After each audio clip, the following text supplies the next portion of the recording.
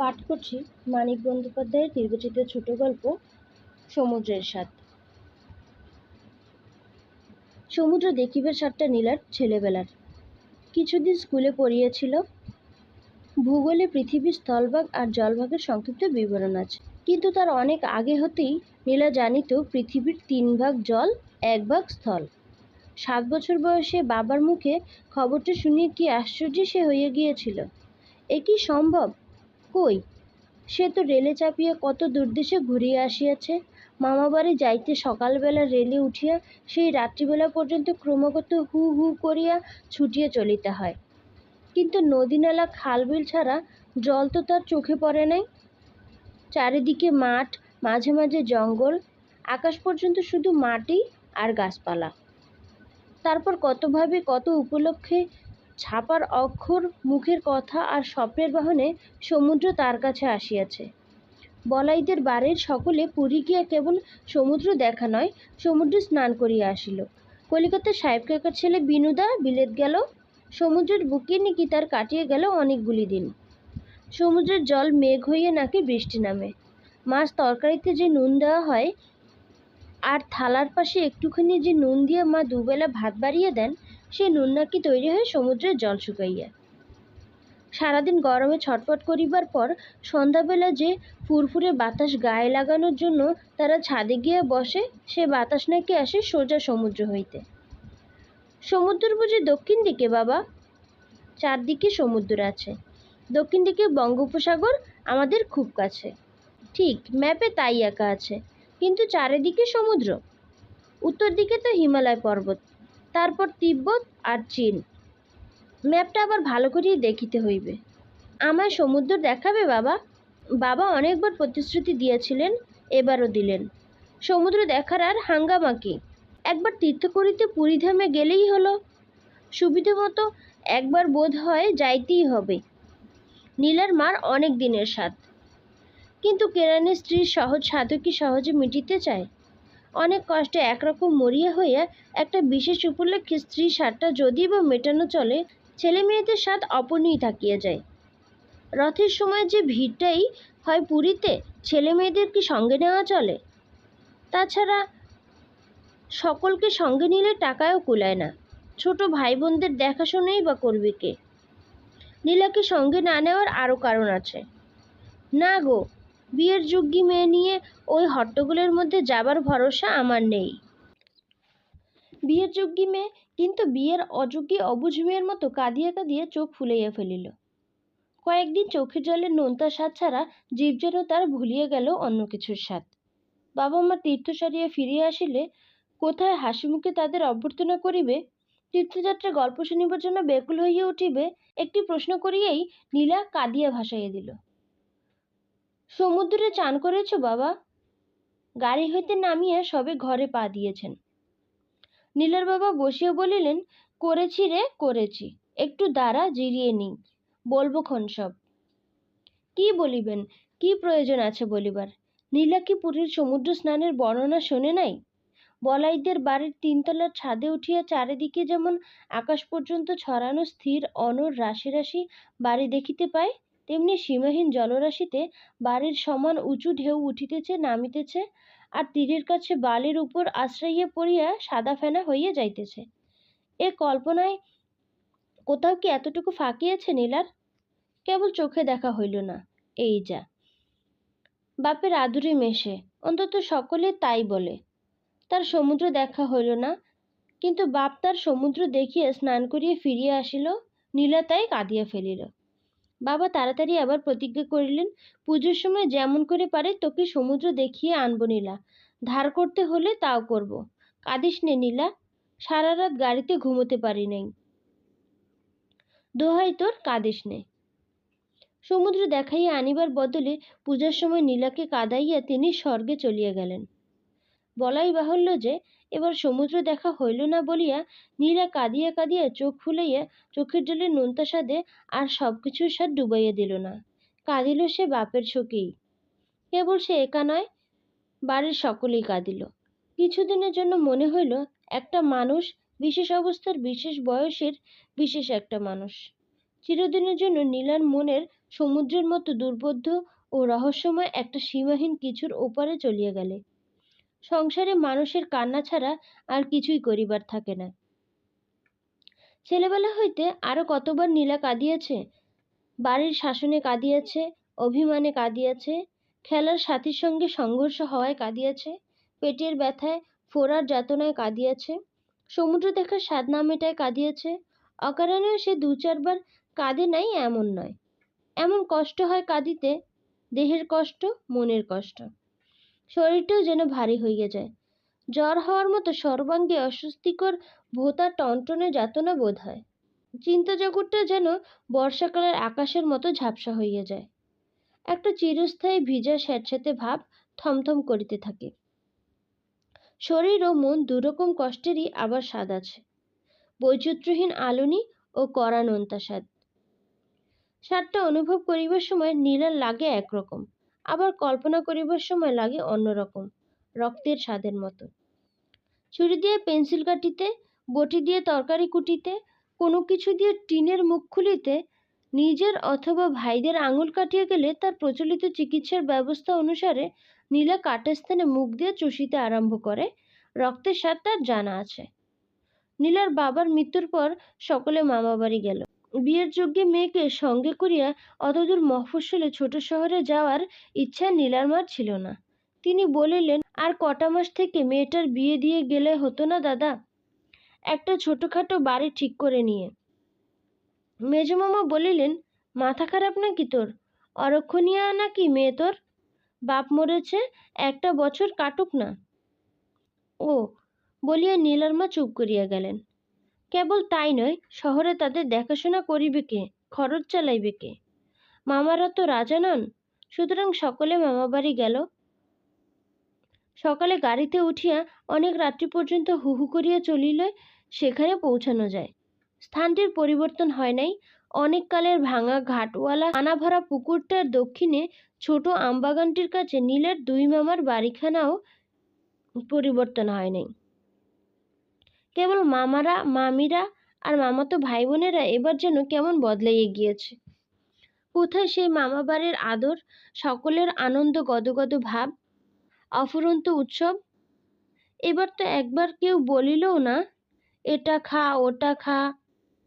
তার বাবার জন্য কাঁদা কাটা শেষ করিয়া ফেলিবার পরেও তো বলিল না, একটু কাঁদিবে নাকি নীলা? বাবার জন্য মাঝে মাঝে যেটুকু কাঁদে, তারও উপরে মামাবাড়ির অনাদর অবহেলার জন্য একটু বেশি রকম কান্না। কিছুকাল কাটিবার পর এ বিষয়ে ভাবিয়া কিছু ঠিক করিবার প্রয়োজনটা মিটিয়া গেল। আপনা হইতেই যথেষ্ট কাঁদিতে হইল নীলাকে। ছেঁড়া ময়লা কাপড় তো নীলার জীবনে কখনো পরে নাই। গোবর দিয়ে ঘর লেপে নাই, পানা পুকুরে বাসন মাজে নাই, কলসি কাকে জল আনে নাই, বিছানা তোলা, মশলা বাটা, রান্না করা লইয়ে দিন কাটায় নাই, এমন ভয়ানক ভয়ানক খারাপ কথার বকুনিও শোনে নাই। হায়, একটু ভালো জিনিস পর্যন্ত সে খাইতে পায় না।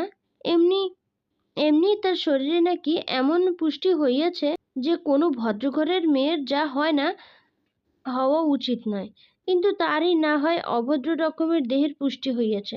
তার ভাই বোনেরা তো রোগা। মামাতো ভাই বোনদের সঙ্গে ওরা একটু দুধ পায় না কেন?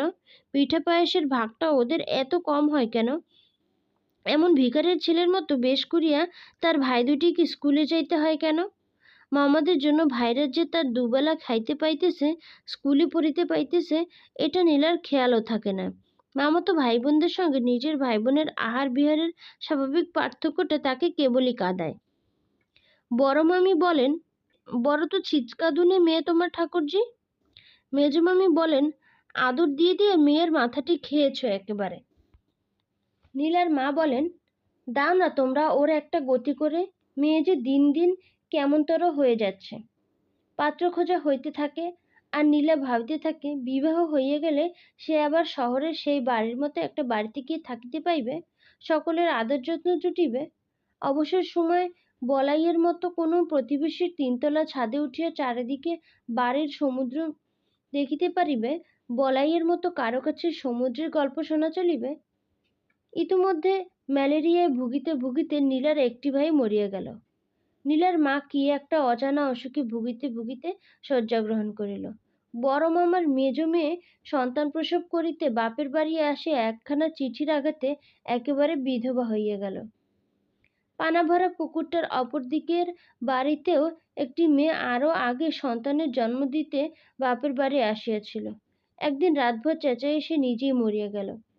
আমবাগানের ওপাশে ৮-১০খানা বাড়ি লইয়া যে পাড়া, সেখানেও ১৫ দিন আগে পিছে দুটি বাড়ি হইতে বিনাইয়ে বিনাইয়ে শোকের কান্না ভাসিয়া আসিতে শোনা গেল। তারপর একদিন অনাদি নামে সদর হাসপাতালের এক কম্পাউন্ডারের সঙ্গে নীলার বিবাহ হইয়া গেল।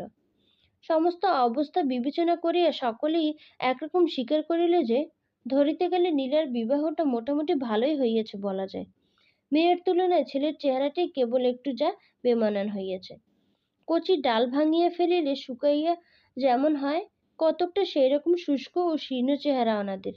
ব্রণের দাগ ভরা মুখের চামড়া কেমন মরা মরা, চোখ দুটি নিষ্প্রভ, দাঁতগুলি খারাপ।